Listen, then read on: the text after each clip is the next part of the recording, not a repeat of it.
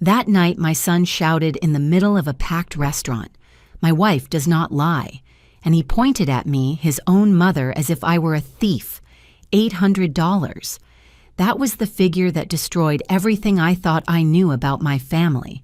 But what nobody imagined is that those security cameras not only showed who took the money, but something much worse. My name is Emily Miller.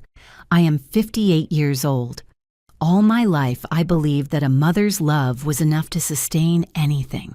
I believed that being good, being patient, being silent when I should have spoken would make me worthy of respect.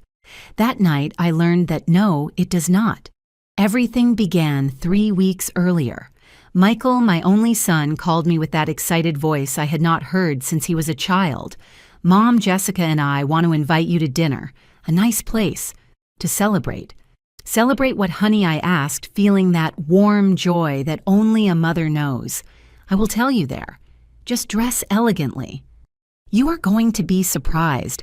I hung up with my heart swollen with hope. Maybe a baby, maybe a promotion, maybe, just maybe Jessica would finally see me as part of the family and not like that uncomfortable shadow that appears at Christmas. That afternoon, I got ready like I had not done in years. I put on the navy blue dress I bought for Michael's wedding, the one I never wore again because it reminded me how alone I felt that day sitting in the front row while Jessica ignored me in every photograph. I did my makeup carefully. I put on perfume. I wanted to look good. I wanted my son to feel proud of me. How foolish I was. The restaurant was called the Golden Terrace. It was one of those places with white tablecloths, crystal glasses, and waiters who speak in low voices as if every word were a secret. When I arrived, Michael was already at the table alone. "Where is Jessica?" I asked, kissing him on the cheek. "She is on her way, Mom. She had to stop for something." I sat across from him, nervous, playing with the cloth napkin in my hands. Michael was different, more serious, more adult. He was no longer that boy who hugged me every night before sleeping. Now he was a man who looked at his phone every 30 seconds, expecting a message from her. "Is everything okay, son? Yes, Mom. Everything is perfect." But his smile did not reach his eyes. Jessica arrived 20 minutes late. She entered with that air she always had, as if the whole world should stop to admire her. Perfect blonde hair, tight white dress, designer bag hanging from her arm like a trophy. Sorry," she said without sounding sorry at all. Traffic was impossible. She sat next to Michael. She gave him a quick kiss on the lips. And then she looked at me. "Hello, Emily." Not even mother-in-law, not even Mrs. Miller, just my name. Cold, distant. "Hello, Jessica. You look very nice." She smiled but did not answer. The dinner went on in a strange tension. Michael tried to animate the conversation, talking about work, about a trip they were planning, about how nice the place was. I nodded. I smiled. I asked what was necessary. Jessica barely looked at me. At one moment, she got up to go to the bathroom. She left her bag on the chair open. I did not touch it. I did not even look at it. But when she returned, everything changed. She sat down. She took her bag. She checked it quickly, and her face transformed. "Where is it?" she murmured, rummaging through her things. "What is wrong?" Michael asked. "My money. There was $800 in here, in cash. I put them away this morning." My heart stopped. "Are you sure Michael checked under the table, the floor, around the chair?" "Of course, I am sure, Michael. $800 do not disappear alone." And then Jessica looked at me, directly, fixedly, as if she could see inside me. "Emily, did you see something?" The question fell like a stone in still water. Me no Jessica. "I did not touch anything. It is just very strange," she said with that soft voice she used when she wanted to sound reasonable. Nobody else came near the table while I was gone. The silence became heavy. Michael looked at me. Just a second, but it was enough. He was thinking it too. "Mom," his voice was hesitant, uncomfortable. "Are you sure you did not see anything? I felt the floor opening under my feet." "Michael, I did not touch that bag. I swear to you." Jessica sighed, putting a hand to her forehead. I do not want to accuse anyone, but this is very weird. Maybe you dropped it in the car, I suggested desperately. Or at your house. Sometimes we put things away and forget where. Emily, I know perfectly well where I put my money. Her tone was cutting now, accusatory. Michael shifted in his chair. Jessica, please, please, what, Michael? Do you want me to pretend this did not happen? People at nearby tables started to turn around. I felt the blood pounding in my temples. I did not steal anything, I said with a broken voice. I am your mother-in-law. I am the mother of your husband. How can you think that of me? Jessica did not answer. She just looked at Michael, and he, my God, he looked down. Then Jessica raised her voice. I want to check your purse. The whole restaurant went silent. What? I whispered, incredulous. If you have nothing to hide, let me check your purse. Tears began to burn my eyes. Jessica, this is humiliating. Then give me back my money. And that was when Michael exploded. He stood up, his face red, his voice strong, clear, devastating. My wife does not lie. The whole restaurant looked at us. He pointed at me with his finger. At me, his mother. If she says money is missing, it is because it is missing. And here, the only one who could have taken it was you. I do not remember crying. I do not remember breathing. I only remember the weight of all those stares, and Michael's hand trembling while he pointed at my purse. Open it, Mom, please. I opened my purse. Jessica stuck her hand in without asking for permission. Nothing obviously because I had not taken anything, but the humiliation was already done. Jessica sat down again, faking tranquility. Well, maybe I was wrong about the place. Sorry, Emily. But her apology sounded hollow, fake. Michael did not even look at me. I stood up, my legs shaking. I am going home. Mom, wait. No, Michael. You have done enough. I walked out of that restaurant with my head high but my soul destroyed. And while I walked toward the street, I heard something that froze my blood. One of the waiters, a young man with dark hair, whispered something to the manager while pointing at me. I did not manage to hear what he said, but his eyes followed me until I disappeared into the night. That night, I did not sleep. I stayed sitting in the living room of my house with the lights off, looking at the photograph that was always on the mantelpiece. Michael was 5 years old in that image. He was sitting on my lap with his blue striped shirt and that huge smile that lit up everything. I was hugging him, and he looked at me as if I were his whole world. At what moment did everything change? At what moment did I stop being his refuge and became someone to distrust? Michael was born when I was 30. His father, David, died 2 years later in a traffic accident. A truck ran a red light. 1 second of distraction and my entire life collapsed. I was left alone with a small child, without a steady job, without close family who could help me. But I never gave up. I worked cleaning houses, ironing other people's clothes, selling homemade food on weekends at the market. Every dollar I earned was for Michael, for his school, for his shoes, so that he would never feel he lacked anything. I never bought him expensive toys, but there was always food on the table. There was always a hug when he cried. There was always a mother who waited for him awake no matter the time. Michael grew up being a noble boy, quiet, studious, obedient. When he turned 15, he started helping me.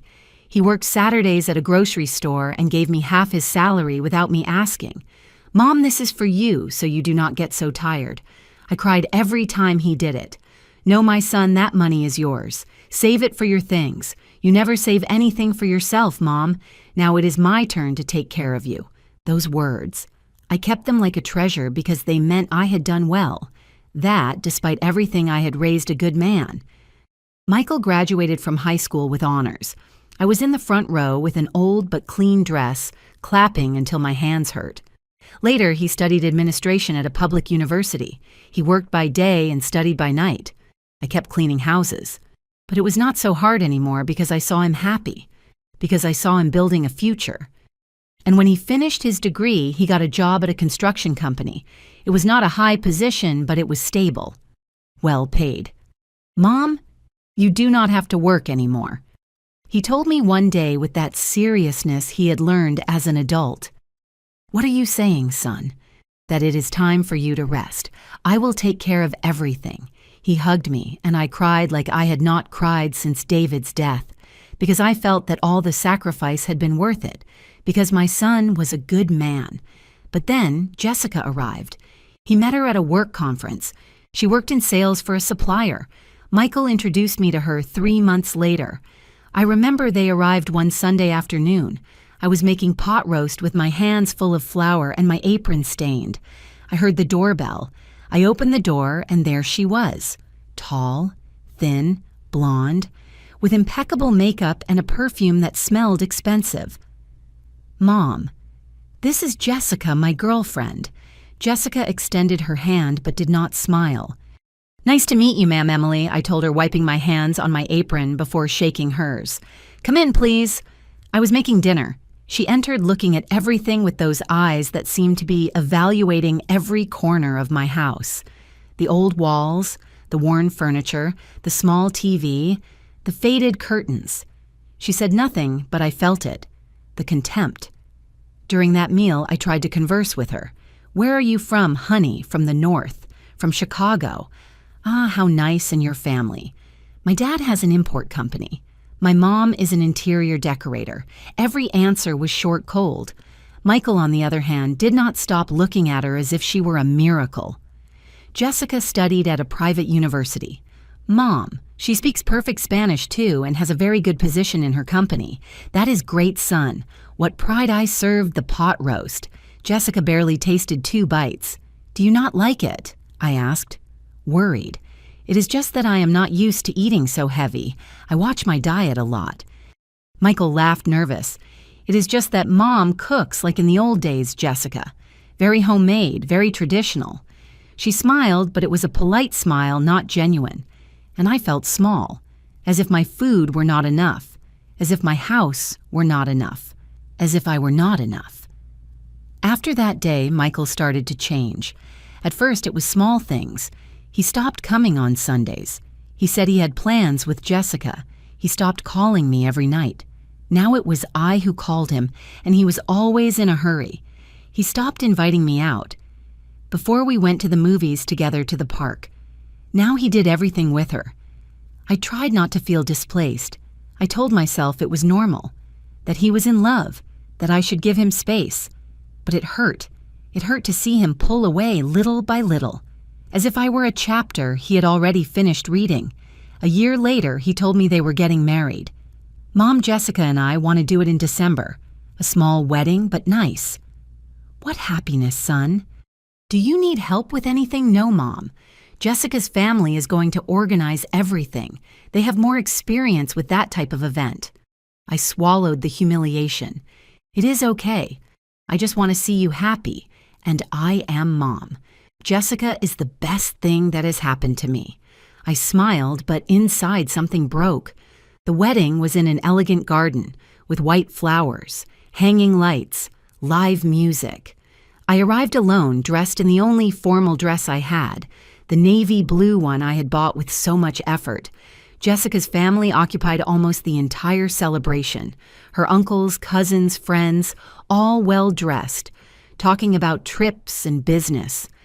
I sat at a table in the back next to 2 of Michael's co-workers I barely knew. Nobody asked me if I needed anything. Nobody included me in the family photos. When Michael and Jessica danced their waltz, I watched them from afar with silent tears that nobody noticed. And when the party ended, Michael said goodbye to me with a quick hug. Thanks for coming, Mom. I will always be here for you, my son. He smiled, but it was no longer the same smile. He was no longer my boy. He was Jessica's husband. The first months after the wedding, I barely heard from him. He called once in a while, always in a hurry, always saying they were busy. Jessica and I are fixing up the apartment, Mom. Ah, that is nice. Can I go see it? Sure, Mom. When it is ready, we will let you know. But they never let me know. One day, I happened to pass near where they lived. I knocked on the door. Jessica opened in a silk robe and a surprised face. "Emily." "I did not know you were coming. I did not want to bother. I was just passing by and wanted to say hello. She did not invite me in. Michael is not here. He went to a meeting." "Ah, well. Can I come in a moment? I brought some cookies I made." Jessica looked at the cookies as if they were something contaminated. "It is just that I am in the middle of a work video call. Maybe another day, Emily." And she closed the door. I stayed there standing, with my bag of cookies in my hands, feeling like a stranger, like someone who was no longer welcome. Months passed. Michael came to see me less and less, always with excuses, always in a hurry, and when he came, he was no longer the same. He talked about things I did not understand, investments, projects, trips they took. He no longer asked how I was. He no longer stayed to eat. He no longer hugged me like before. I tried not to complain. I told myself, that is life, that children grow up and form their own families. But deep down, I knew it was not just that. Jessica was pushing him away from me, little by little, with subtlety, like someone closing a door without making noise, until that invitation arrived, that call where Michael told me he wanted to invite me to dinner, a nice place, to celebrate. And my God, I thought that maybe things were going to change, that maybe I was going to get my son back. How wrong I was. That night, after the humiliation at the restaurant, I stayed looking at that photograph. Michael, at 5 years old, hugging me, smiling. And I wondered if that child still existed, or if Jessica had erased him completely. The days after that dinner were the longest of my life. I did not hear from Michael again. Not a call, not a message, not even an apology. Nothing. I waited. I do not know what I waited for. Maybe for him to knock on my door, for him to say, "Mom, I am sorry," for him to acknowledge that he had hurt me. But the silence was worse than any word, because silence means oblivion, and I did not want to be forgotten by my own son. A week later, I decided to call him. I dialed his number with trembling hands, rehearsing mentally what I would say. "My son, how are you? I just wanted to hear from you." It rang once, twice, 3 times. I thought he was not going to answer, but on the 5th ring I heard his voice. "Mom, Michael, son." "How are you, Silence?" "Good, Mom. Do you need something?" His tone was cold, distant, as if I were an obligation, a procedure he had to fulfill. "No, my son. I just wanted to know about you. We haven't spoken in days. I have been busy, a lot of work, I understand. And Jessica, how is she?" Another silence. "Good. Also busy. Michael."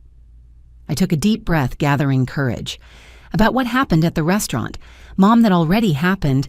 Better not to talk about that. But I need you to know that I did not—" "Mom, Jessica already forgot it. You should too." I felt a knot in my throat. "And you, Michael."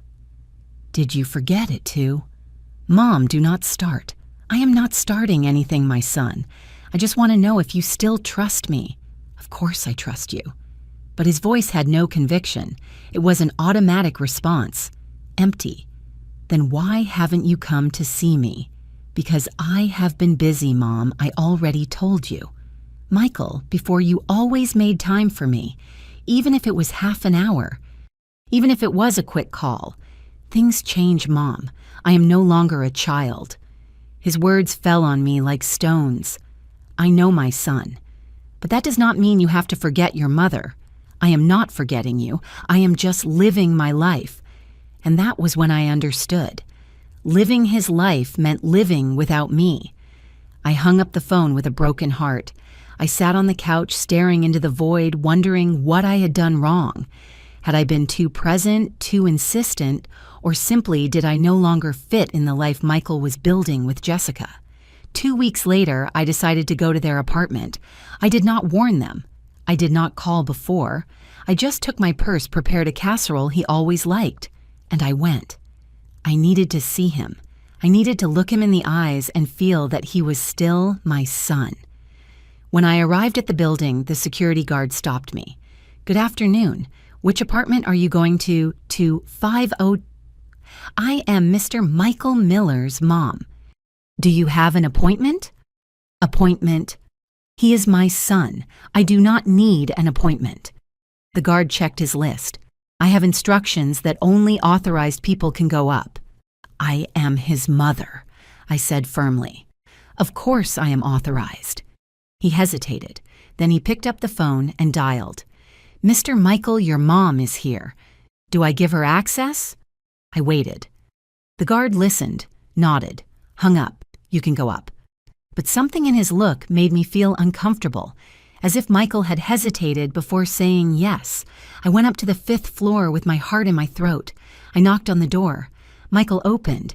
He was in sweatpants and a t-shirt, barefoot. He looked tired. "Mom, I did not know you were coming. I know my son. Sorry, but I brought you dinner. I thought you would like it." He looked at the container in my hands but did not smile. "Thanks, Mom, but we were just leaving. Jessica has an appointment with the dentist and I am going to accompany her." "Ah, well, I won't be long. I just wanted to see you for a moment. We really are in a hurry." Jessica appeared behind him, already dressed up, with her hair down and a casual but elegant dress. "Hello, Emily," she said with that smile that never reached her eyes. What a surprise. "Hello, Jessica. Sorry for coming without warning. I just brought this for Michael." "How nice. But we do have to go now. Traffic is horrible." Michael took the container from my hands. "Thanks, Mom. I will call you later. Okay." "Yes, my son. Have a good time." He gave me a quick kiss on the cheek and closed the door. I stayed there, standing, in the empty hallway, feeling that I had just been dismissed, as if I were a saleswoman, a stranger. I went down from the building with tears falling uncontrollably. Why did Jessica always have an excuse to push me away? Why did Michael no longer defend me? And worst of all, why did I keep allowing it? 3 more weeks passed. In that time, I tried to occupy my mind. I cleaned the house. I cooked.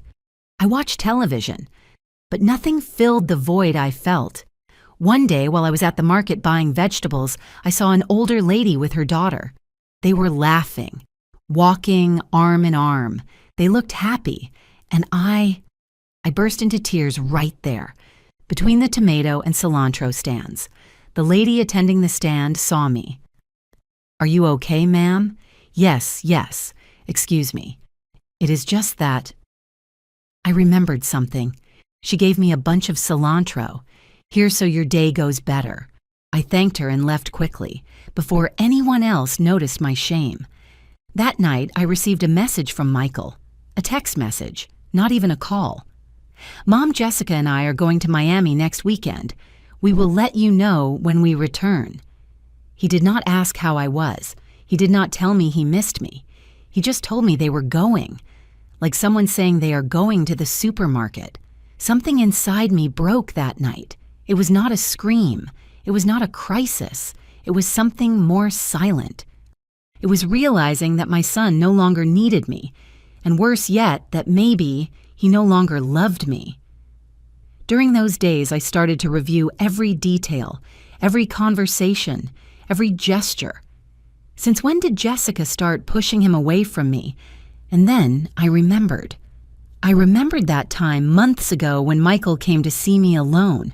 It was a Saturday morning. I prepared coffee and sweet bread. We were talking peacefully when his phone rang. It was Jessica. He answered, "Yes, my love." I did not hear what she said, but I saw how Michael's face changed. "Yes, I am with my mom. No, I did not tell you because it was improvised. Yes, I know. No, I won't be long." He hung up. "Is everything okay, my son?" "Yes, Mom. It is just that Jessica needs me to help her with some things at the house. But you just arrived." "I know, Mom. But I promised I was going to be with her today." He left 15 minutes later, and I stayed with the cold coffee and the sweet bread untouched. At that moment, I did not see it. But now I understood. Jessica did not want Michael to spend time with me, and he preferred to please her than to stay with me. I also remembered another time. It was my birthday. Last year. Michael called me in the morning. "Happy birthday, Mom. What are you going to do today?" "Nothing special, my son. Maybe I will make myself something nice to eat. Do you want us to come see you tonight? Really, I would love that." Let me confirm with Jessica, and I will let you know. I waited all afternoon. At 6 in the evening, I got a message. "Mom, I am sorry. Jessica is not feeling well. Better leave it for another day. I love you." They did not come. I spent my birthday alone, with a candle on a cupcake I bought at the corner store, and I cried while singing happy birthday to myself. Now, sitting in my living room with those memories weighing on my chest, I realized something terrible. Jessica was not just keeping Michael away from me. She was training him to forget me, and the worst thing was that it was working. 2 days later, I received another call from Michael. "Mom, we are back from Miami. That is good, my son. Did you have a nice time?" "Yes, very nice." "Hey Mom, Jessica and I want to invite you to dinner again, to make up for the restaurant thing." My heart skipped a beat. "Really, yes." Jessica said it would be good, that we start over. I would love that, my son.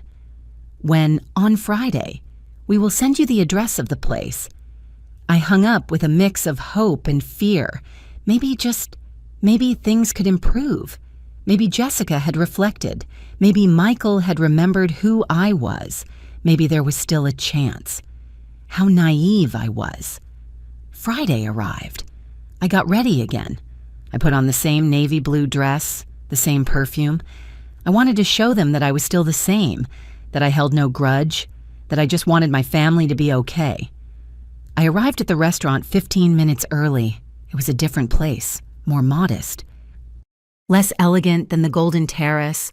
I thought that was a good sign, that maybe they wanted something more intimate, more sincere. But when I entered, something did not feel right. Jessica was sitting alone at a table. Michael had not arrived. "Hello, Emily," she said, smiling. "Sit down. Michael is on his way. He had to resolve something at work."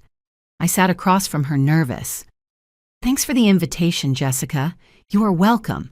I think it was necessary. The other day was uncomfortable."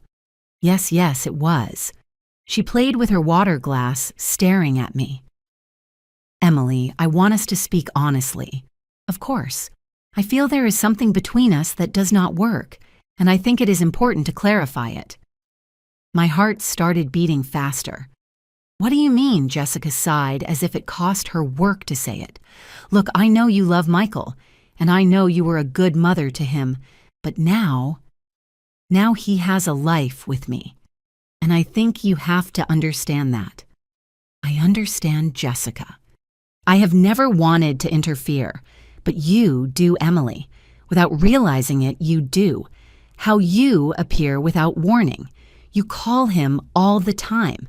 You always expect him to be available for you, and that affects us. I felt the air escaping me. I just want to see my son. I do not think it is a bad thing. It is not bad. But it is. Too much. Michael needs space. He needs to build his own family. And you have to let him go. Tears started burning my eyes. "Let him go, Jessica. He is my son. He is the only thing I have. And that is the problem, Emily, that he is the only thing you have. That puts enormous pressure on him." I stayed silent, because deep down I knew she was right. But that did not make it hurt less. At that moment, Michael arrived. Sorry, traffic was impossible. He sat next to Jessica and gave her a kiss on the cheek. "What were you talking about?" "Nothing, my love. We were just chatting." Jessica looked at me, and in her eyes I saw a silent warning. "Do not tell him anything." I nodded, swallowing everything I had just felt, and the dinner went on in a tension that only I seemed to notice. After that dinner, something changed in me. It was not a visible change. I did not stop loving Michael. I did not stop wanting to see him, but I started to be afraid of calling him too much, afraid of visiting without warning, afraid of being too much. Jessica's words remained engraved in my mind like a sentence. You have to let him go, and I tried to do it. I tried to be less present, less needy, less mother, as if that were possible. I stopped calling Michael every day. Now I waited for him to call me, and when he did, I pretended to be busy. I pretended I had a life full of things. Ah, my son, good that you call. I was just leaving. Where are you going, Mom? Ah, to the store, to buy some things. I lied. I was not going anywhere. I was sitting in my living room, looking at the phone, waiting for his call. But I did not want him to know that. I did not want Jessica to be right. I did not want to be that mother who had nothing else in life but her son, even if it was true. I also stopped cooking for him. Before every week, I prepared something for him, his favorite casserole, pot roast, soup when I knew he was tired. But now I thought, what if Jessica thinks I am being invasive? What if she thinks I want to make her look bad, so I stopped doing it? And Michael never asked why. He never said, Mom, I miss your food. He simply accepted it, as if it were normal. Months passed. I lived in a kind of limbo, not so close that I bothered, not so far that they forgot me, or so I believed, because the truth is that they were already forgetting me. One day in October, Michael called me. Mom, are you free on Sunday? Yes, my son. What is going on? We are going to have a barbecue at the apartment with some friends. Do you want to come? My heart skipped a beat. Really? Of course, my son. Should I bring something? No, Mom. Do not worry, just come. I hung up excited. Maybe things were improving. Maybe Jessica had changed her opinion. Maybe I did have a place in Michael's life. Sunday, I arrived early. I put on my best clothes. I brought a cake I bought at the bakery. Nothing homemade. I did not want Jessica to think I was competing. When I arrived at the apartment, there were already several people. Music, laughter, smell of grilled meat. Michael opened the door. Mom, good that you arrived. Come in, come in. He introduced me to his friends. This is my mom, Emily. Nice to meet you. They were all young, Michael's age, well-dressed, talking about things I did not understand. Apps, investments, trips to Mexico, new restaurants. I sat in a corner of the living room with my glass of soda trying to smile. Jessica was on the terrace, grilling the meat with Michael. I saw her laugh, touch him, kiss him on the cheek. They looked so complete, as if they needed no one else. One of Jessica's friends, a blonde girl with sunglasses on, even though we were inside, sat next to me. And what do you do, Mrs. Emily? Well, I am retired. Before I worked cleaning houses. She nodded but said nothing else. She just took her glass of wine and went with the other girls. I felt small, invisible, as if I had nothing interesting to say, nothing valuable to contribute. At one moment, Jessica raised her glass. Guys, a toast to Michael, who just closed an incredible project at the company. Everyone applauded. And to Jessica, who just got a promotion, shouted one of the friends. More applause, more laughter. I applauded too, from my corner. But nobody saw me. When it got dark, people started to leave. I stood up to say goodbye too. Michael's son, I'm leaving. Thank you very much for inviting me. Thanks for coming, Mom. I will walk you to the door. Jessica was picking up plates. She did not even turn to look at me. Bye, Jessica. Thank you very much. Bye, Emily. Get home safe. Michael accompanied me to the elevator. Did you have a good time, Mom? Yes, son. Very good. Your friends are very nice. I am glad. Hey, Mom, can I ask you something? Of course, son. Whatever you want. It is just that the next time you come, let me know ahead of time. Okay, Jessica likes to have everything organized. I felt a prick in my chest. But you invited me today, son. Yes, I know. But in general. For other times. Ah, clear. Yes, I will let you know. The elevator arrived. I got in. I love you, Mom. I love you too, son. The doors closed and I burst into tears. November arrived, and with it, Michael's birthday. 32 years. I had always made him a homemade cake. Chocolate, his favorite, with candles and a handmade card. But this year I did not know what to do. Should I bring him the cake, or would it be too much? I decided to call him, "Son, happy birthday." "Thanks, Mom." "What are you going to do today? Jessica organized a dinner for me, with her family and some friends." "Ah, how nice. And can I see you even for a while?" "It is going to be complicated, Mom. We are going to be busy all day. Not even a quick coffee in the morning." "Mom, I really cannot. But I promise we will see each other another day." "Okay, sure, son. Have a beautiful time. Thanks. I love you." I hung up, and that day, I spent it alone, with the cake I had made him, even if he did not know it. I ate a slice. I put a candle on it.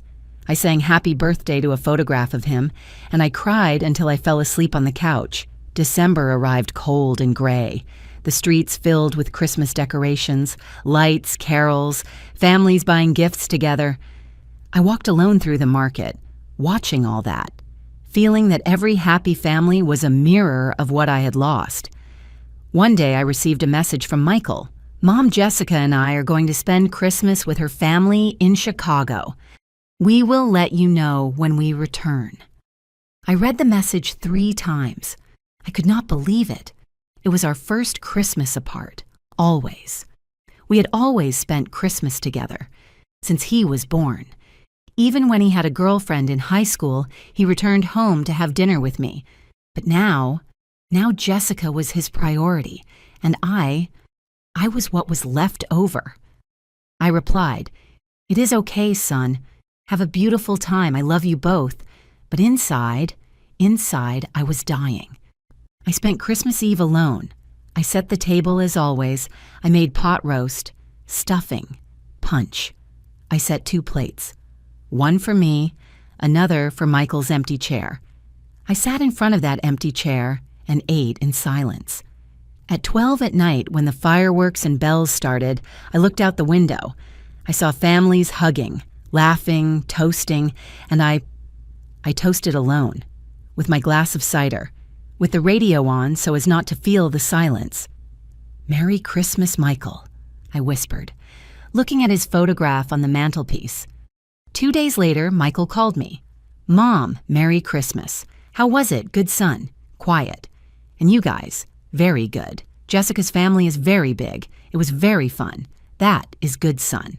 I am glad. And you? Who did you have dinner with alone?" "Son, but do not worry. I was fine." Silence. "Mom, Nothing happened." "Michael, seriously, you have your life. I understand. Mom, do not say that. It is the truth, son. And it is okay. Really." But it was not okay. Nothing was okay. January arrived like a mouthful of bitter air. I kept trying to be less present, less demanding. But every time I succeeded, I felt emptier. As if by trying not to bother, I was erasing myself. One afternoon, while cleaning the house, I found an old box under my bed. Inside were all the cards Michael had made me as a child. "For the best mom in the world. Thanks for taking care of me, Mom. I love you to infinity." I sat on the floor surrounded by those cards, crying like I had not cried in years. Where was that boy? Where was that unconditional love? Had I lost it forever? February brought with it a new invitation. Michael called me excited. "Mom, Jessica, and I want to invite you to dinner to celebrate." My heart accelerated. "Celebrate what, son? I will tell you there. It is a surprise." "When, on Friday, I will send you the address. It is okay, son. I will be there." I hung up with a mix of excitement and fear. Maybe they were going to announce they were expecting a baby. Maybe that would give me back a place in their lives. Maybe there was still hope. Friday arrived. I got ready carefully. The same navy blue dress that was already starting to seem like a curse, but it was the only elegant one I had. I arrived at the restaurant 15 minutes early. This time, it was the Golden Terrace, the same place where everything had started. I felt a shiver upon entering. Michael and Jessica were already at the table. She looked radiant. He looked nervous. "Hello, Mom." Michael greeted me, giving me a kiss on the cheek. "Hello, Emily," said Jessica with that smile that never reached her eyes. I sat across from them with sweating hands. "Well, what are we going to celebrate?" Michael looked at Jessica. She nodded. "Mom, Jessica, and I are going to buy a house." I felt a blow to the chest. A house. Yes, it is a beautiful house, in a gated community, with a garden, 3 bedrooms. That is great, son. I am very glad, and we want you to come see it when it is ready. I smiled, but inside I felt something breaking, because a house means permanence. It means roots. It means Michael was not coming back. The dinner went on in a tense calm. I tried to appear happy, enthusiastic, but every word they said about their house, about their future, about their plans, reminded me that I was not in those plans. And then it happened. Jessica got up to go to the bathroom. She left her purse on the chair open. I did not look at it. I did not want to go through that again. But when she returned, her face changed, and I knew before she said a single word that everything was going to start again. Jessica checked her purse with rapid, frantic movements. Her fingers rummaged through the things: the cell phone, the keys, the wallet, the makeup. "It cannot be," she murmured. Michael left his glass of wine on the table. "What is wrong?" Jessica looked up. Her eyes shone with something I could not decipher. Fear, rage, or something worse. My money. Again. The world stopped. "What do you mean, again?" asked Michael with a frown. "I had $800 in here. I counted them this morning before leaving. I put them in this compartment." She pointed to the inside of her purse. "And they are not there." I felt the blood draining from my face. "Jessica." My voice came out trembling. "I did not touch your purse. I swear to you." She looked at me, fixedly, without blinking. "I did not say it was you, Emily." But her tone. Her tone said exactly that. Michael ran his hands through his hair, breathing deeply. "This cannot be happening again." "Well, it is happening, Michael. And this time, I am not going to stay silent." Jessica raised her hand and called the restaurant manager. A tall man in a dark suit approached with a professional smile. "Good evening. How can I help you? I want to speak with you in private," said Jessica with a firm voice.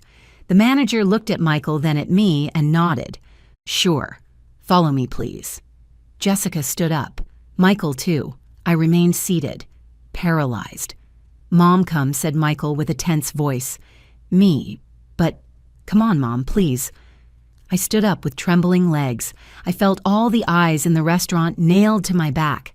They took us to a small office behind the kitchen. The manager closed the door. "What is happening?" Jessica spoke first, with that rehearsed calm she used when she wanted to sound reasonable. 3 months ago, we dined here, and $800 were stolen from my purse while I was in the bathroom. Tonight, it happened again. Exactly the same amount. Exactly in the same circumstances. The manager frowned. "Ma'am, I am very sorry to hear that, but we have a very strict security protocol. Our staff is trustworthy. I am not accusing your staff," said Jessica, looking at me sideways. "But something is happening, and I want to know what." The manager cleared his throat. "Do you have any proof that the money was in the purse?" "Proof?" Jessica laughed, bitterly. "Do you want me to show you a receipt that I kept my own money in my own purse?" "No, ma'am. I am just trying to understand the situation." Michael intervened with a tired voice. "Do you have security cameras?" The manager hesitated. "Yes, we have cameras in the dining area." "Then check them," said Jessica, crossing her arms. "I want to see who approached our table while I was not there." My heart beat so fast I thought everyone could hear it. "Ma'am, we cannot show the recordings just like that. We would need an official order." "An official order." Jessica raised her voice. Are you telling me you prefer to protect a thief than help a customer? No, ma'am. I just follow protocol. Michael rubbed his face, desperate. Please, we just want to know what happened. My mom is here and she... He stopped as if the words weighed on him. She already went through this once. It is not fair for it to happen again. The manager looked at the three of us. Then he sighed. Let me talk to the head of security. But I promised nothing. He left the office. We stayed, the three of us, alone. The silence was so dense it seemed solid. Jessica sat on a chair with the purse on her lap. Michael remained standing, looking at the floor. I did not know what to do. Michael, I whispered. I did not do anything. I swear to God. He did not look at me. I know Mom, but his voice had no conviction. Jessica let out a dry laugh.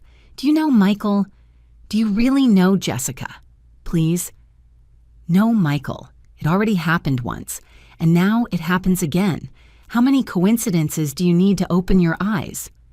My mom is not a thief, shouted Michael, and his scream pierced my chest because it sounded more like a plea than a defense, as if he himself needed to be convinced. The manager returned 5 minutes later. He brought a young man with him, a waiter. I recognized him immediately.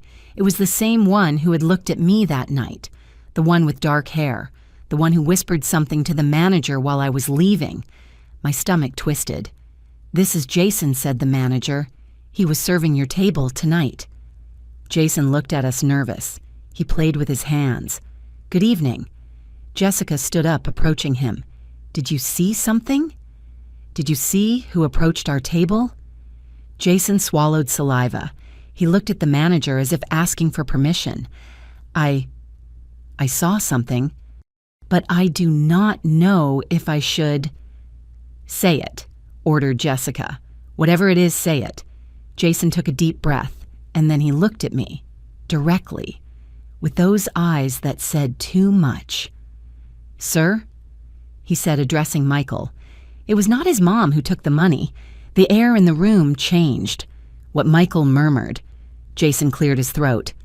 I saw something that night 3 months ago when the older lady left crying. I was left with the doubt.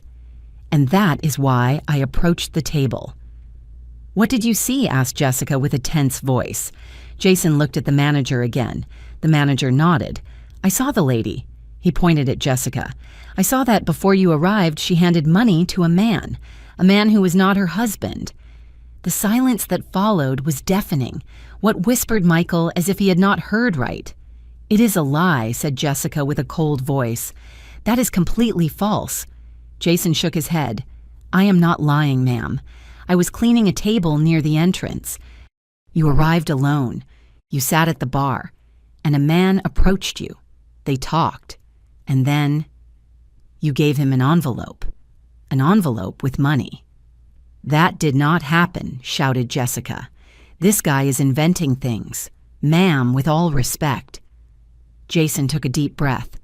I also saw you kiss him. The world stopped. Michael stood motionless, with his eyes wide open, with his mouth half open. What did you say? Jason swallowed saliva but continued. I saw you kiss him. On the lips. It was not a kiss of friends. It was a kiss of a couple. Jessica turned pale. You are crazy. You are completely crazy. Ma'am, I just say what I saw. Michael turned toward Jessica with his face undone. Jessica, what is this guy saying? He is lying, can't you see? Surely they bribed him to say that. Who was going to bribe him? Shouted Michael. My mom. Do you seriously think my mom? I do not know, Michael. But this is ridiculous. The manager intervened, raising his hands. Please calm down. Mr. Jason, are you sure of what you are saying? Completely sure. And if you do not believe me... He looked at Jessica fixedly. Check the cameras. Everything was recorded. Jessica staggered. She held onto the back of the chair. Michael, he is lying. I never... Then let's check the cameras, said Michael with a broken voice. If you have nothing to hide, let's check the damn cameras. Jessica opened her mouth, closed it. opened it again. I do not need to prove anything. You should trust me. Like I trusted you when you accused my mom, shouted Michael, and his voice broke. 2 times, Jessica. 2 times you humiliated her in public. Jessica started crying.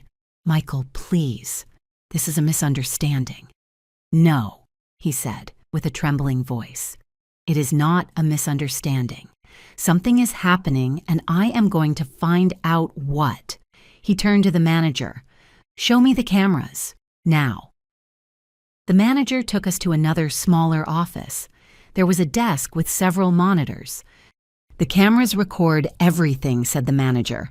But I have to warn you, this can take time. I need to search for the exact date. Search, said Michael with a tense jaw. Search everything, from 3 months ago and from today. The manager typed on the computer. I stood by the door, not daring to approach. Jessica was sitting on a chair with her face in her hands, crying. Michael was standing next to the manager with clenched fists. 10 minutes passed. The manager found the file. Here it is, 3 months ago, the date you gave me. He pressed play. The screen showed the entrance of the restaurant in black and white with the time marked in the corner. And there was Jessica, arriving alone, sitting at the bar. Michael leaned toward the screen. What is she doing? She was supposed to be running an errand. Nobody answered. Then a man approached her, tall, about 30 years old, well-dressed. Jessica stood up. They talked, smiled, and then she took something out of her purse. An envelope. She handed it to him. The man opened it, counted bills, and then Jessica kissed him. Michael took a step back as if he had been hit. No. Jessica was still crying, but now in silence. Michael let me explain. Explain what his voice was a torn whisper. Explain that you cheated on me, that you gave our money to another man, that you accused my mom twice to cover your lie. Jessica stood up, trying to approach him. It is not what it looks like. Do not touch me, shouted Michael, pulling away. Do not dare touch me. The manager paused the video. Sir, if you need time? No, said Michael with a broken voice. Show the one from today. I want to see it all. The manager searched for the file from that night. He played it, and there it was again. Jessica arriving late. But in reality, she had arrived an hour earlier. She sat at the bar, alone. The same man approached. They talked, argued. He seemed upset. Jessica took money out of her purse. She handed it to him. He took it and left. Then Jessica fixed her hair, took out her phone, and headed toward where we were. Like nothing happened. Michael dropped into a chair. He did not cry, he did not scream. He just looked into the void with glassy eyes. Michael.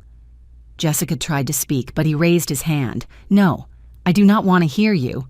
He turned to me, and in his eyes I saw something that broke my heart. Guilt, shame, pain. Mom. His voice broke.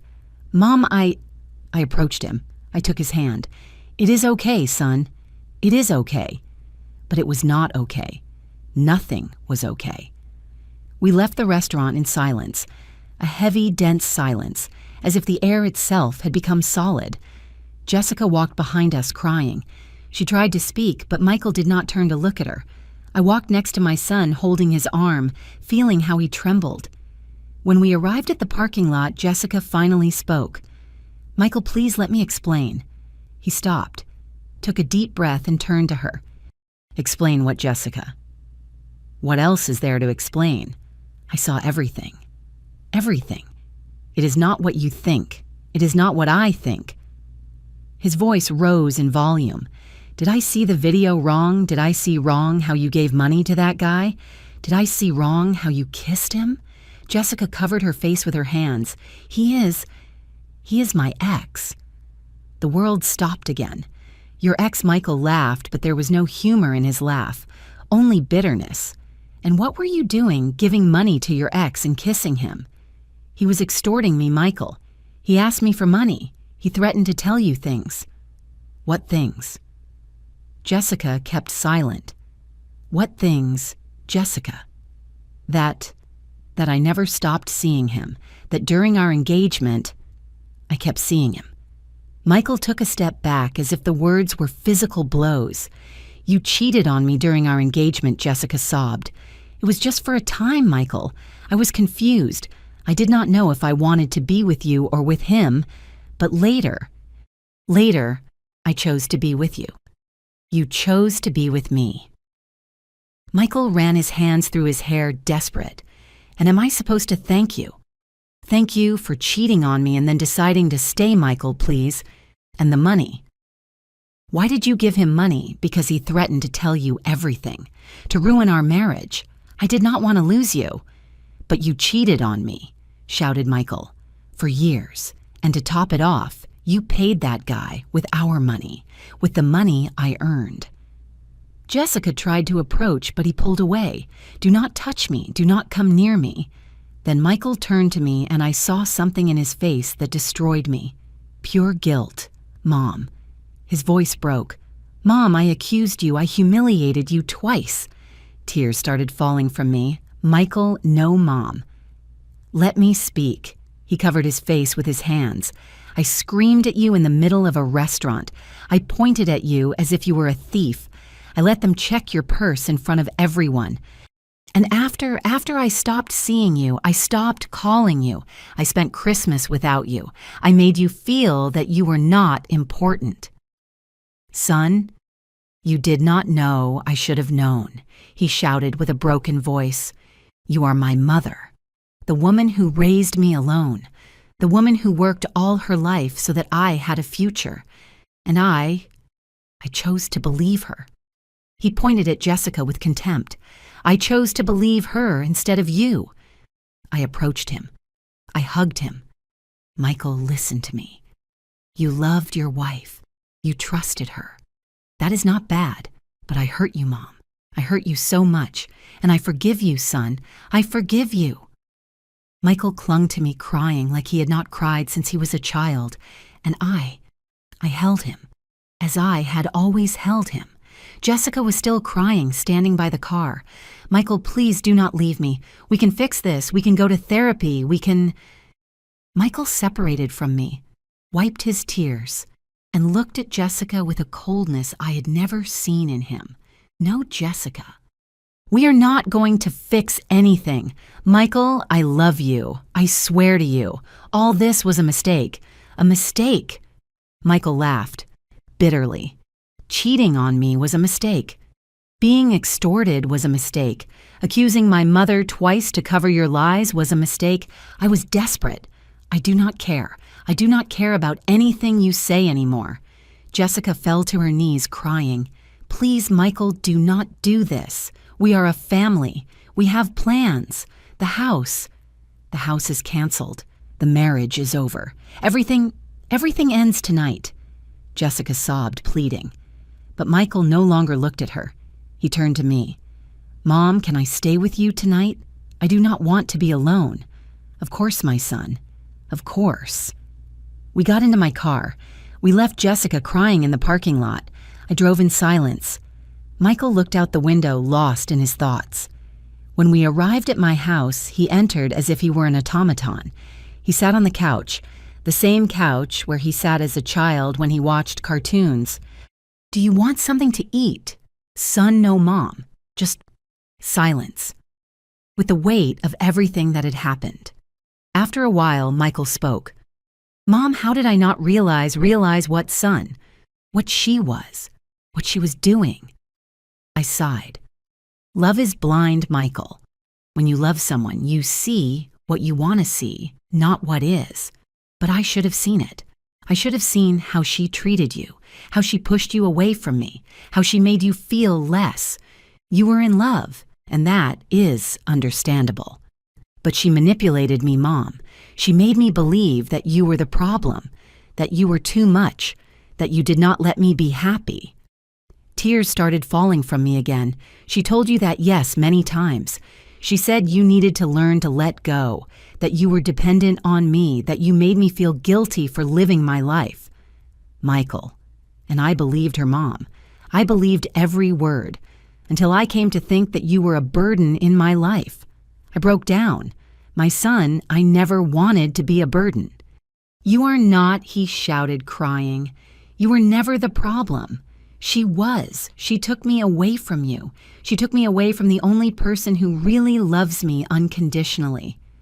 I hugged him, and we cried together, for all the lost time, for all the pain, for everything Jessica had destroyed. That night, Michael slept in his old room, the one that still had his teenage bed, his old posters, his school trophies. I stayed awake looking at the closed door, feeling that my son had returned. Not in the way I would have wanted, but he had returned. The next morning, Michael woke up early. I found him in the kitchen drinking coffee with a lost gaze.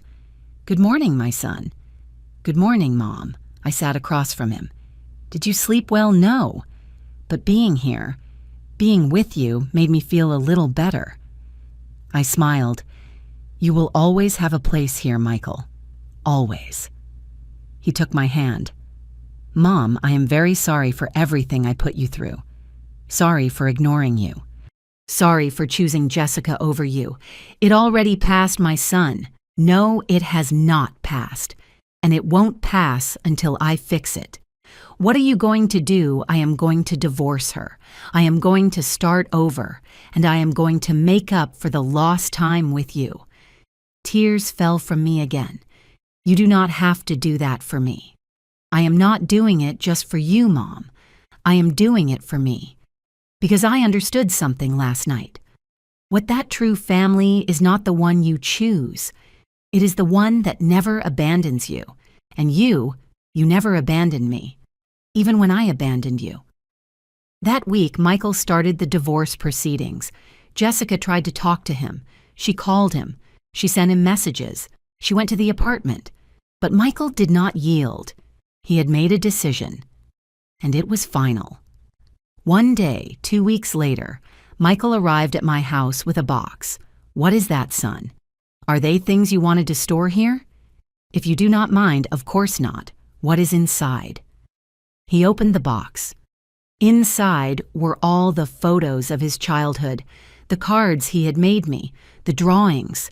Jessica wanted me to throw them away. She said they took up too much space, that they were things of the past. And what did you tell her? I told her that the past is the only thing that really matters, because the past is what makes us who we are. I smiled with tears in my eyes. "You are a good man, Michael, because I had a good mother." But the story did not end there, because Jessica was not going to disappear so easily, and what was about to come was going to be the biggest test of all. The divorce was not easy. Jessica fought. With all her strength, she hired an expensive lawyer. She asked for half of everything: the house they were going to buy, the savings, the furniture in the apartment, and when that was not enough, she started playing dirty. One afternoon, Michael arrived at my house with a haggard face. "Mom, I need to talk to you." "What happened, son?"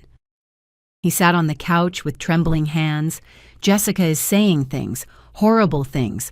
What things she told my boss, that I mistreated her, that I yelled at her, that I hit her. I felt my blood freeze. What? It is a lie, Mom. Everything is a lie. I never laid a hand on her. Never. I know, son. I know you are not like that. But she is saying it. And the people believe her. Did your boss tell you something? He called me to his office. He asked me if it was true. I told him no, that she was lying because we are in the process of divorce. He told me he trusted me, but that I should be careful, that those accusations are delicate. I approached him. I took his hands. Michael, the truth always comes to light. Always. But meanwhile, Mom, she is destroying me. And not only that. Jessica also started calling Michael's friends, telling them her version of the story, that he had abandoned her without reason, that he was influenced by his mother, that I had poisoned him against her. She says, "You brainwashed me, Mom." Michael told me one night with a tired voice that you always hated her, that you invented everything to separate her from me. And do your friends believe her? Some do. Others do not know what to think. And I do not have the strength to be explaining to everyone what happened. You do not have to do it, son. The people who really care about you will believe you. But I saw in his eyes the fatigue, the wear. Jessica had not only broken his heart, she was snatching his peace. A month later, Michael received a citation. Jessica was suing him, not only for the divorce but for moral damages. She alleged that he had defamed her, that he had exposed her publicly, that he had ruined her reputation. How can she do this? Michael asked me with the papers trembling in his hands. How can she have the nerve to accuse me after everything she did? Because desperate people do desperate things, son, but I have proof. I have the video from the restaurant, and that is what you are going to show. The truth always wins, Michael, but I knew that the truth does not always win fast and that meanwhile there is much suffering. The divorce trial was exhausting. I accompanied Michael to every hearing. I sat in the back of the room watching how Jessica cried in front of the judge. She cried with a perfect performance. She said she loved Michael, that she had made mistakes, yes, but that she deserved a second chance, that the video from the restaurant was taken out of context, that she had given money to her ex because he threatened her, that the kiss had been forced. I was just trying to protect my marriage, Your Honor, she said with a broken voice.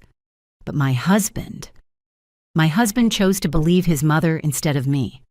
Michael's lawyer presented the evidence, the complete video, the waiter's testimony, the text messages between Jessica and her ex. But Jessica had an answer for everything. The messages were misinterpreted. The video did not show the complete context. The waiter was confused. After 3 hearings, the judge handed down the sentence. The divorce was granted. The assets would be divided equally. Jessica received nothing for moral damages, but neither was she punished for her lies.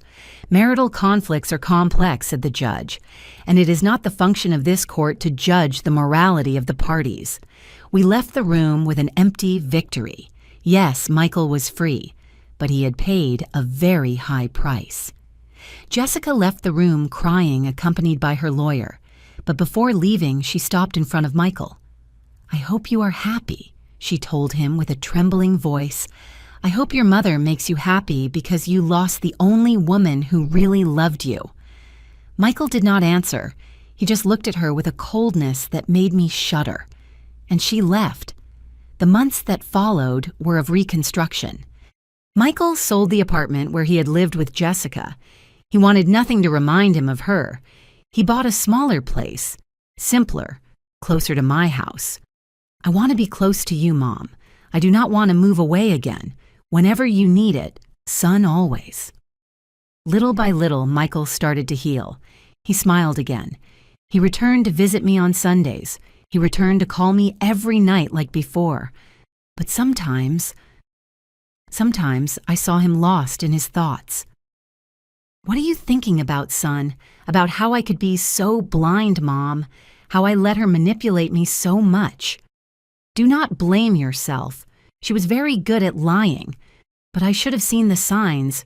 I should have realized. Michael, we all make mistakes. The important thing is to learn from them, and I am doing it, Mom. Believe me, I am doing it. One day, 6 months after the divorce, Michael arrived with news. Mom, they offered me a promotion at work. Really, that is wonderful, son. Yes, but it implies more responsibility. More hours, more travel, and are you going to accept it? I do not know. I thought about rejecting it to have more time with you. I smiled with tears in my eyes. Michael, do not reject anything for me. Take that promotion. Build your career. Live your life. But Mom? But nothing, son. I already fulfilled my purpose. I raised you. I saw you become a good man. Now it is your turn to fly. But I do not want to lose you again, and you are not going to lose me, because now you understood something you did not know before. What that I am always going to be here. No matter how far you are, no matter how busy you are, I am always going to be your mom, and I am always going to love you." Michael hugged me, tight, long. "Thanks, Mom, for everything, for never giving up on me. I would never give up on you, son. Never." He accepted the promotion, and I was proud. Because finally Michael had learned to balance, to love without losing himself, to be independent without forgetting his roots. But one afternoon while I was cleaning the house, I received a call. It was an unknown number. "Hello, Emily." It was a woman's voice, young, nervous. "Yes." "Who is speaking?" "It is Monica, Jessica's friend." I felt my stomach turn. "What do you want? I need to talk to you. It is important. It is about Jessica. I have nothing to talk about regarding her. Please, Mrs. Emily, it is important. Just give me 5 minutes." I hesitated. "What is it about I cannot tell you over the phone? Can we meet in a public place? Why should I see you? Because Jessica is in trouble, and I think you and Michael have the right to know." My heart started beating faster. "What kind of trouble? Please meet with me. I will explain everything to you." I agreed to meet her at a coffee shop near my house. When I arrived, I saw her sitting at a table in the back. She was a young girl of about 25, with brown hair and a worried face. "Thanks for coming, Mrs. Emily. What do you have to tell me?" Monica took a deep breath. "Jessica. Jessica is not well. Since the divorce, she has been different. Different how she is obsessed with Michael. She says she is going to get him back, that this is not over." I felt a shiver. "What are you saying?" "She says it was all your fault, that you put ideas into Michael's head, that you destroyed her marriage. That is not true." "I know. That is why I came, because I am afraid of what she might do." I approached. Monica took out her phone. She showed me a screenshot. It was a message from Jessica in a group of friends. "If I cannot have Michael, nobody will, and his mother is going to pay for what she did." I looked at the screenshot on Monica's phone, feeling the world wobble. If I cannot have Michael, nobody will, and his mother is going to pay for what she did. The words hit me like stones. "When did she write this?" I asked, with a trembling voice. 3 days ago. In the group of friends, I tried to talk to her, but she does not listen to me. "She is very bad, Mrs. Emily. Why are you telling me this? You are her friend." Monica looked down. "Because I am her friend, and because I care about her. But what she is doing, what she is planning, is not right. Someone has to stop her before she does something she regrets. What is she planning exactly? I do not know for sure.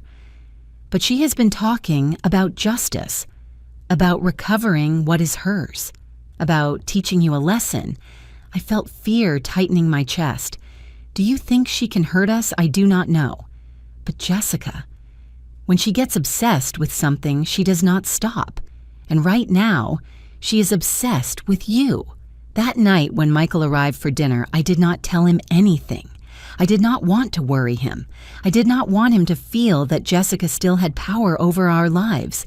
But I could not sleep. I stayed awake all night, staring at the ceiling, thinking about what to do. Should I tell Michael? Should I go to the police? Or was I exaggerating? Maybe Jessica was just venting. Maybe they were words said in a moment of rage. But something inside me told me no. Something told me I should be alert. The following days were strange. I started noticing things. A car parked in front of my house for hours. Always the same one. A gray sedan. Calls to my phone that hung up as soon as I answered. Once when I went out to the market, I had the sensation that someone was following me. But when I turned around, I saw no one. Was I paranoid or was something really happening? One afternoon while returning home, I saw Jessica.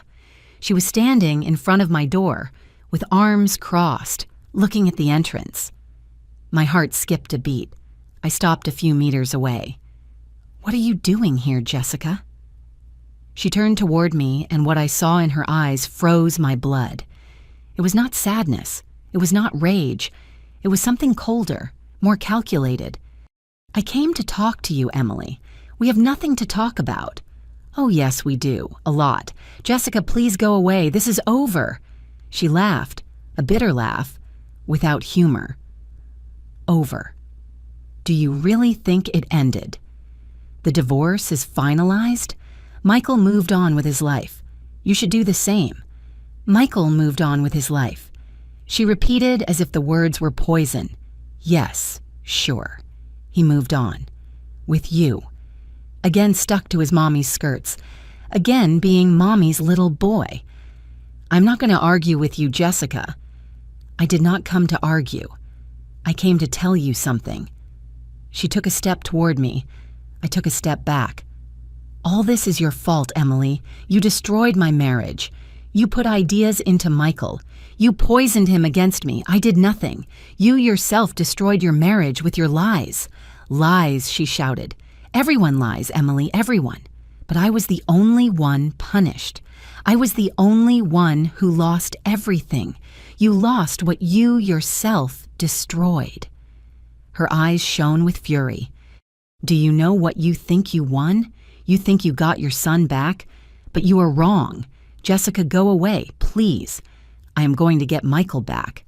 And when I do, you are going to be alone again, like you always should have been. She left, but her words stayed with me, like shadows that would not leave. That night, I finally told Michael everything. I showed him the messages Monica had sent me. I told him about the gray car, about the calls, about the encounter with Jessica. Michael turned pale. Why didn't you tell me before, Mom? Because I did not want to worry you, because I thought maybe I was exaggerating. You are not exaggerating. Jessica is out of control. He stood up, walking from one side to the other. I am going to talk to her. I am going to tell her to leave you alone. No son. That is what she wants. She wants you to give her attention. She wants to be back in your life, even if it is like this. Then what do I do? Let her harass you?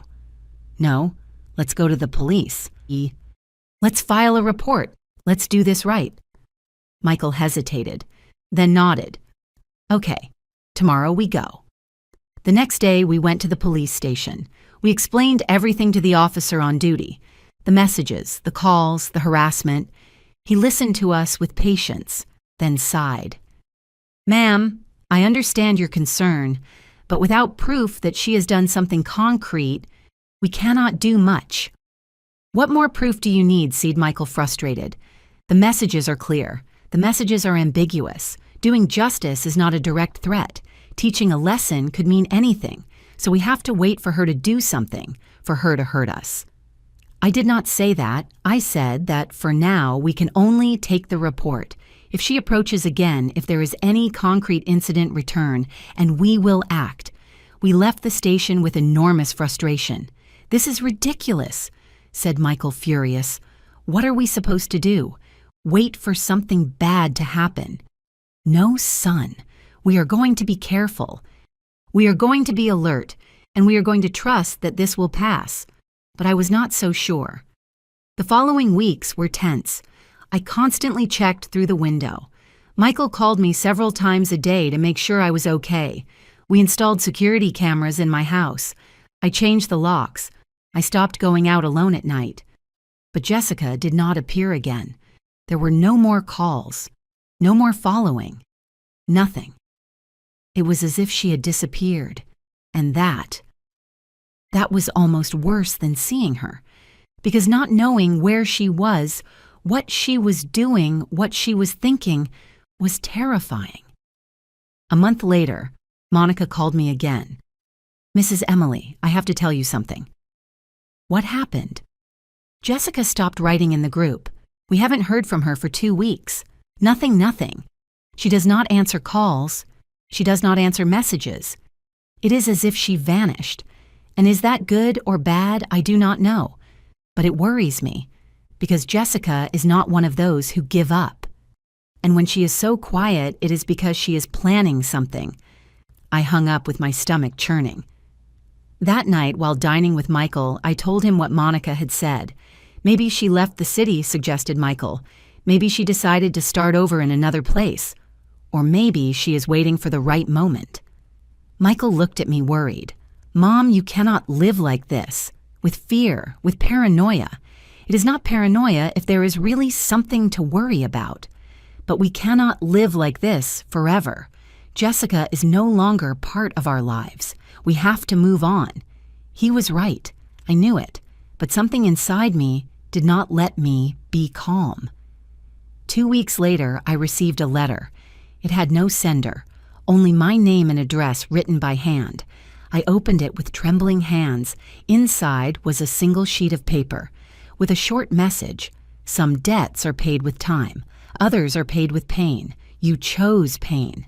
There was no signature, but I knew who had written it. I showed the letter to Michael. His face went pale. That is a direct threat. Now we do have to go to the police. We returned to the station. This time, the officer took the letter as evidence. We are going to investigate. We are going to look for her. But ma'am, you have to be careful. Do not go out alone. Keep your phone at hand, and if you see her, call immediately. I nodded, but fear was already installed in me. That night, I could not sleep.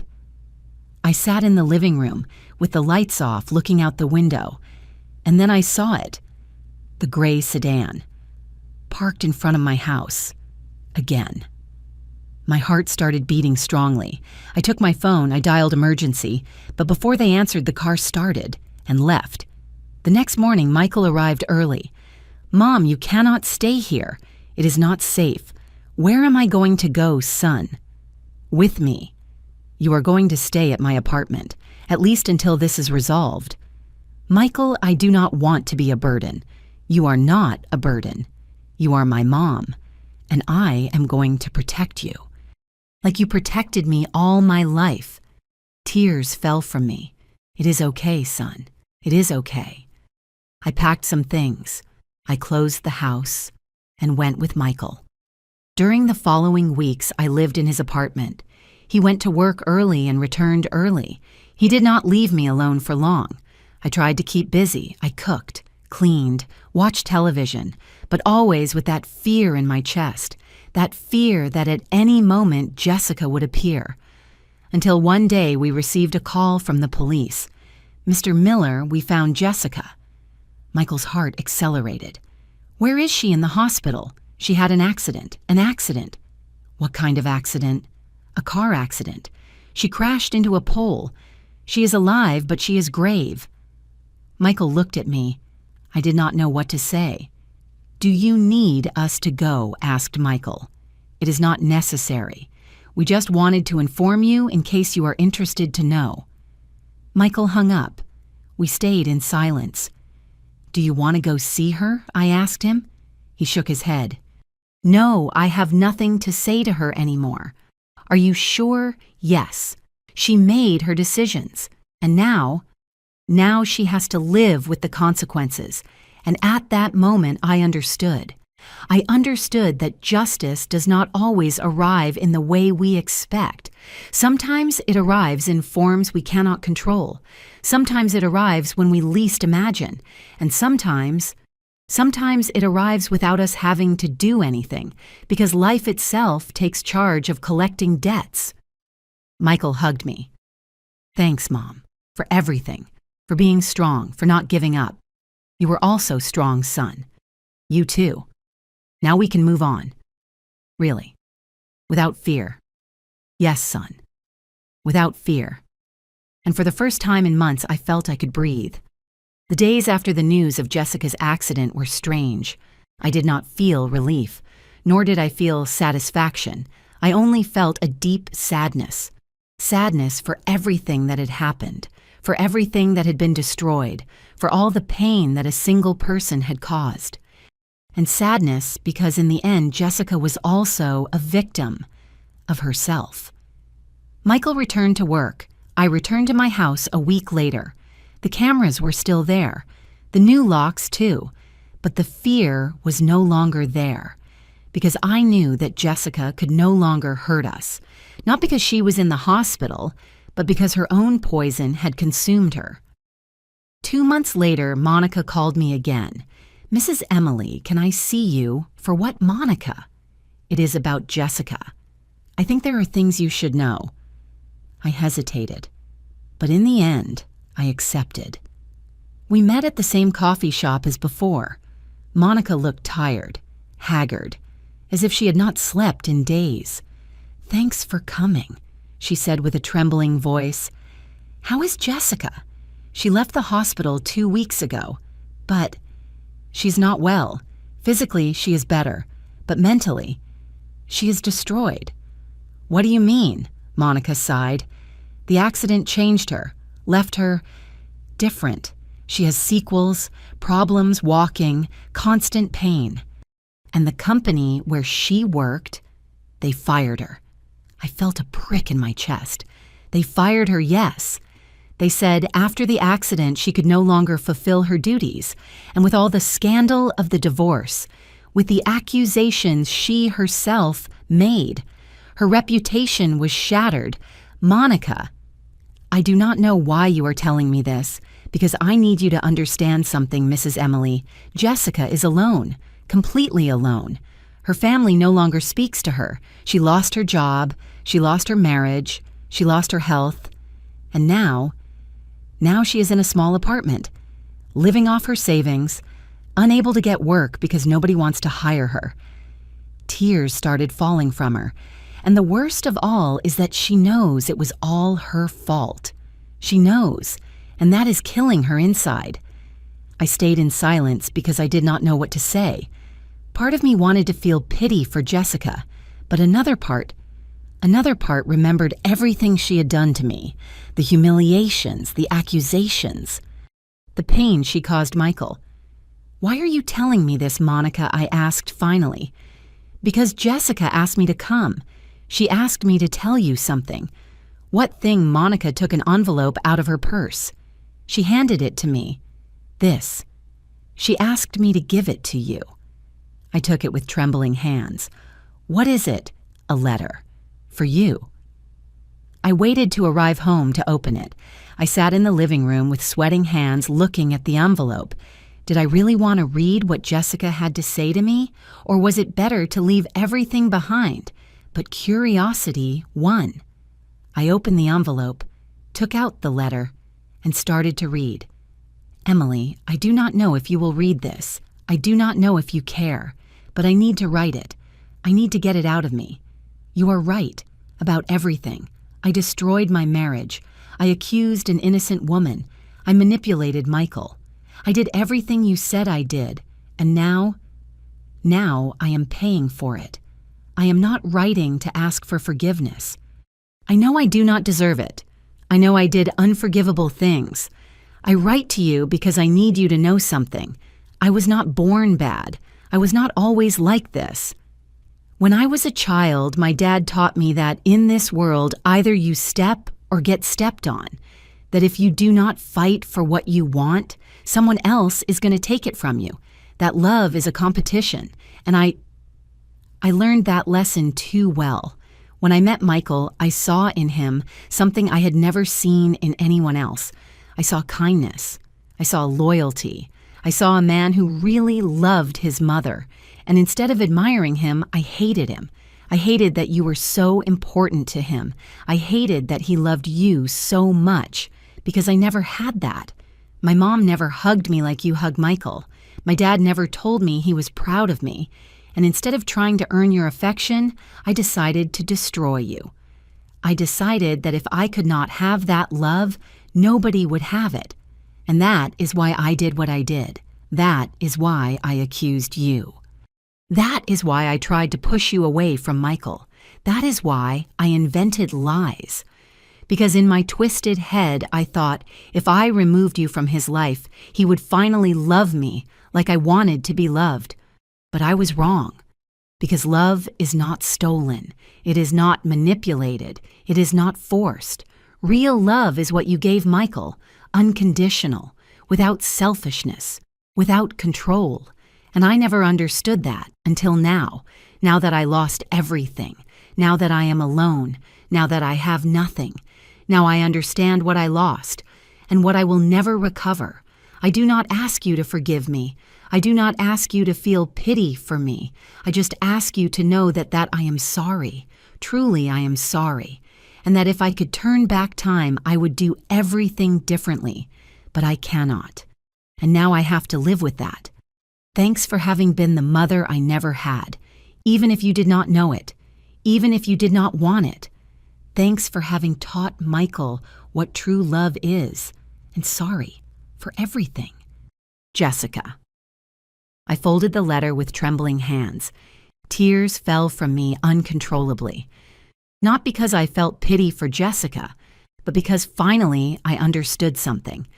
Jessica was not a monster. She was a broken person, a person who never learned to love in a healthy way, and that was sadder than any punishment. That night, Michael came to dinner. I showed him the letter. He read it in silence. When he finished, he left it on the table. "What do you think, son?" "I think that she is right, but that does not erase what she did." "I know." "Do you forgive her, Mom?" I took a deep breath. "I do not know, Michael. I do not know if I can forgive her. But I think I can let go of the grudge." "What is the difference?" "Forgiving means forgetting. Letting go of the grudge means remembering, but no longer letting it hurt you." Michael nodded. "I think that is wise, Mom. It is the only thing I can do. For me, for you, for us." Months passed. Michael went on with his life. He focused on his work. He started dating a new girl, a simple, kind girl, who greeted me with genuine respect. I returned to my routine, to my house, to my things. But from time to time, I thought about Jessica. I wondered how she would be, if she had found peace, if she had learned something. And one afternoon, while walking through the market, I saw her. She was sitting on a park bench, alone. She looked thinner, paler. She walked with a cane. Our gazes crossed. I hesitated. I did not know whether to approach or keep walking, but something in me, something told me to go. I approached slowly. Jessica. She looked up, her eyes filled with tears. "Emily, can I sit?" She nodded, surprised. I sat next to her, in silence. A few minutes passed. Neither of us said anything, until she spoke. "I never thought I would see you again." "Me neither." "Did you read my letter?" "Yes. And I think finally you understood what you lost." Jessica nodded with tears falling down her cheeks. "Every day I think about what I did. Every day I wish I could turn back time. But you cannot. None of us can. I know. And that is why I am here, alone, paying for my mistakes. Jessica." I took a deep breath. "I did not come to judge you. I came because I think you needed to know something, what that life already charged you what you owed, and that now you can start over, if you want." She looked at me incredulous. "How can I start over? I have nothing. No one. You have your life. And while you have life, you have opportunities. But no one is going to forgive me. Not Michael, not you, not anyone. You do not need them to forgive you. You need to forgive yourself." Jessica started to sob. "I do not know how to do that. No one knows at the beginning. But you learn, with time, with pain, with humility." I got up from the bench. "Take care, Jessica. Emily, thanks. For this, for coming, for not hating me. I do not hate you. I never hated you. I just wanted to protect my son. And you did. You were the mother I never had, and that I never knew how to be." I nodded and walked away. While walking back home, I felt something strange. Peace. It was not happiness. It was not victory. It was peace. Because finally I had released the weight of the grudge, of the fear, of the rage, and now I could breathe. That night, Michael called me. "Mom, how was your day, good son?" "Calm." "Are you sure you sound different?" I smiled. It is that I am different, son. Different, how lighter. As if I had left something behind. I am glad to hear that Mom, and you, how are you? Good. Very good. Andrea and I are going to the movies tomorrow. Do you want to come? No, son. You two enjoy. We will have time to be together. Are you sure? Yes, I am sure. I love you, Mom. I love you too, son. With all my heart. I hung up the phone, and I stayed sitting in the living room, looking at the photograph of Michael as a boy. That photograph where he hugged me, where he looked at me with pure love. And I realized something. That boy never left. He just grew, matured, made mistakes. But in the end, he returned to me. And that was more valuable than any revenge. 3 months later, I received another call from Monica. Mrs. Emily, I wanted to tell you something. What happened? Jessica left. She left the city. She went to live with an aunt in the South. She said she needed to start from zero in a place where nobody knew her. It seems good to me. I hope she does well. Before leaving, she gave me something for you. What thing? A photograph of Michael from when they were married. She said you should have it, that you were always more his family than she was. I felt tears escaping me again. Thanks, Monica, for everything. No, ma'am. Thanks to you for teaching me that dignity and kindness always win, even if they take time. And she was right. Dignity always wins. Not with screams, not with revenge, not with hate, but with silence, with patience, with unconditional love, because in the end, life itself takes charge of balancing the accounts, and people who sow pain always end up harvesting loneliness. 2 years have passed since that night at the restaurant. 2 years since my world collapsed and then rebuilt itself. 2 years in which I learned that sometimes the worst storms bring the most valuable lessons. Today is Sunday, my favorite day of the week, because on Sundays, Michael comes to eat at my house. Sometimes he comes alone. Sometimes he comes with Andrea, his girlfriend.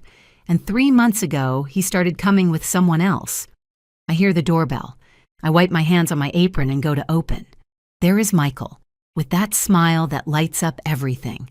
Next to him, Andrea, with her sweetness of always. And in Andrea's arms, my granddaughter, Sophia, 3 months old, her dad's eyes, her mom's nose, and my whole heart. Hello, Mom, says Michael, kissing me on the cheek. Hello, son. Come in, come in. Andrea hands me Sophia carefully. Hello, Mrs. Emily. How are you? Better now that you arrived. I take Sophia in my arms. She looks at me with those huge, curious eyes, and I feel that everything was worth it. Every tear, every pain, every sleepless night, everything was worth it to arrive at this moment. We sit at the table. I served the mole I had prepared since early. Smells delicious, Mom, says Michael, serving himself. It is your favorite. I could not make anything else. Andrea smiles at me. Mrs. Emily, every time I come here, I learn something new. Yesterday, Michael taught me to make tortillas like you taught him. Really? I look at Michael, surprised. He shrugs with a shy smile. I wanted Sophia to grow up knowing where she comes from, knowing that her grandmother taught her dad everything important. My eyes fill with tears. Oh, son, you are going to make me cry. They are good tears, Mom, the best. While we eat, we chat about everything, about nothing, about how Sophia already smiles, about how Andrea is thinking of returning to work part-time, about how Michael is considering another promotion, and I just listen and observe and give thanks. Because this family I have now, this family is real. It is not built on lies. It is not sustained by manipulation. It is built on genuine love, on respect, on truth. After eating, Andrea takes Sophia to the living room to change her diaper. Michael stays with me in the kitchen, helping me wash the dishes, like when he was a boy. Mom, can I ask you something? Of course, son. Did you ever Did you ever think about giving up in that time when Jessica was pushing me away from you? I stop. I think about his question. Yes, many times. And why didn't you do it? Because giving up meant losing you, and I could not do that. You were the only thing I had, the only thing that mattered. Michael leaves the plate he was drying, but it hurt right. Seeing me choose her, it hurt like you have no idea. Every time you did not answer my calls, every time you canceled a visit, every time you defended her instead of me, everything hurt. I am sorry, Mom. I know I have told you 1,000 times, but... Michael. I interrupt him, taking his hands. Enough. I already forgave you. It already passed. We cannot keep carrying the past. We have to live the present. I know. But sometimes I still feel guilty. Guilt is not going to give you back the lost time, but love can give you a new beginning. He hugs me, tight, like when he was a boy and was afraid of the dark. Thanks, Mom, for never giving up on me. I would never do it, son. Never. That afternoon, while Michael and Andrea leave, I stay at the door watching them depart. Michael carries the baby carrier with Sophia. Andrea goes next to him, holding his arm. They look happy, complete, and I feel at peace. I enter the house. I sit on the couch. I take the photograph of Michael as a boy. That photograph that has accompanied me during all these years. And I think about everything that happened, about Jessica, about the accusations, about the pain, about the tears. But I also think about the lessons. I learned that true love does not compete. It does not manipulate. It does not destroy. True love waits, trusts, forgives. I learned that I cannot control the decisions of others, not even those of my own son, but I can control how I react. I can choose dignity over revenge, patience over despair. I learned that justice does not always arrive when one wants, nor how one expects, but it always arrives. Always. Because life has a way of balancing the accounts, of collecting debts, of rewarding patience, and I learned that forgiving does not mean forgetting. It means remembering without pain. It means releasing the grudge so it does not destroy you inside. It means understanding that hurt people, and that sometimes the greatest act of love is letting someone face the consequences of their own decisions. I think about Jessica. I do not know where she is now. I do not know if she found peace. I do not know if she learned to love herself. But I hope so. Not because she deserves it, but because we all deserve a second chance. We all deserve to heal. I also think about all the women who are going through the same thing I went through. Women who are being displaced, manipulated, accused unjustly. Women who are losing their sons because of toxic daughters-in-law. Women who are crying alone in their houses wondering what they did wrong. And if any of them is listening to my story right now, I want to tell her something. You are not alone, you are not crazy, and it is not your fault. If your son or daughter pushed you away from their life, it does not mean they stop loving you. It means they are confused, manipulated, lost, but true love. A mother's love always finds the way back. Maybe not today, maybe not tomorrow, but someday. Meanwhile, you have to take care of yourself. You have to remember who you are, what you are worth, everything you did. Do not let anyone take away your dignity, your peace, your value, because you are more than a mother. You are a woman, a warrior, a survivor, and you deserve to be treated with respect. Do not seek revenge. Do not waste your time trying to prove anything to anyone. Life takes care of that. Life always takes care. People who sow lies harvest loneliness. People who manipulate end up being manipulated. People who destroy families end up destroying themselves.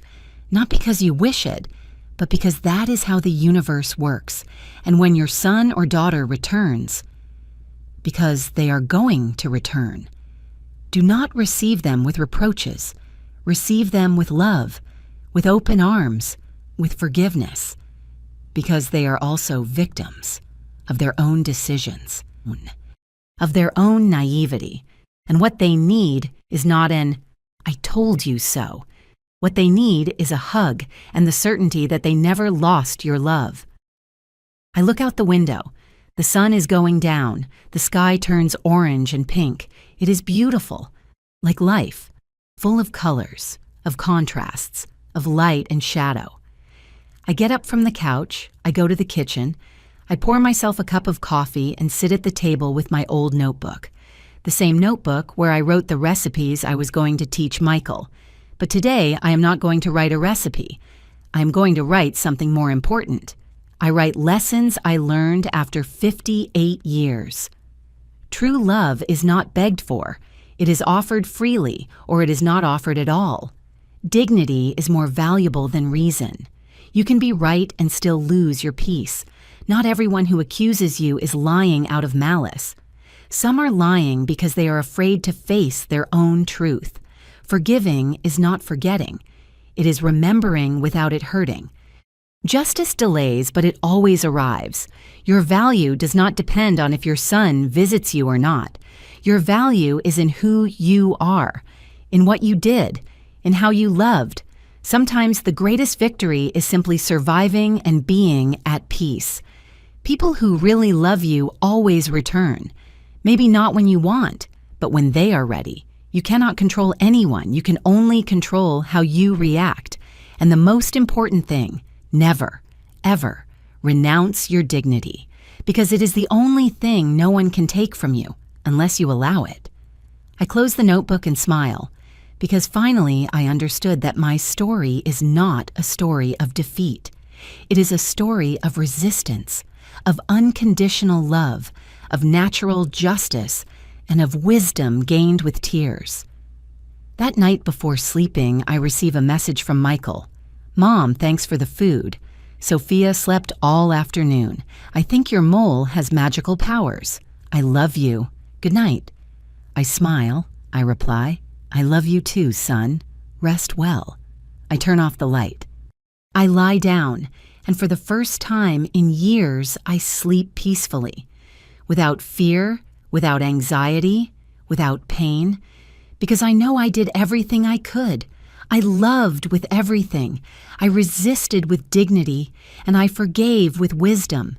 And if there is something I would like to tell the world, to all the mothers who are suffering, to all the women who are fighting, it is this: do not give up.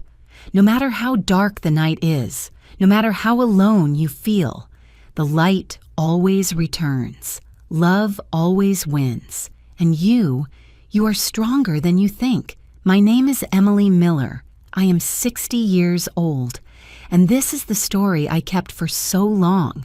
The story of how my daughter-in-law accused me of robbing her, of how my son abandoned me, of how I almost lost everything. But it is also the story of how I recovered my dignity, of how time proved me right, and of how love, true love, always finds the way back home. If my story helped a single woman open her eyes, if my story gave strength to a single mother not to give up, if my story showed someone that justice does exist, even if late, then everything, absolutely everything, will have been worth it. Because in the end, wounds heal, tears dry, and pain transforms into wisdom. And that is the only thing that really matters. Live, love, forgive, and move on. Always forward. Thanks for listening to me until the end. May God bless you, and may you never lose faith. Because life always finds the way to do you justice.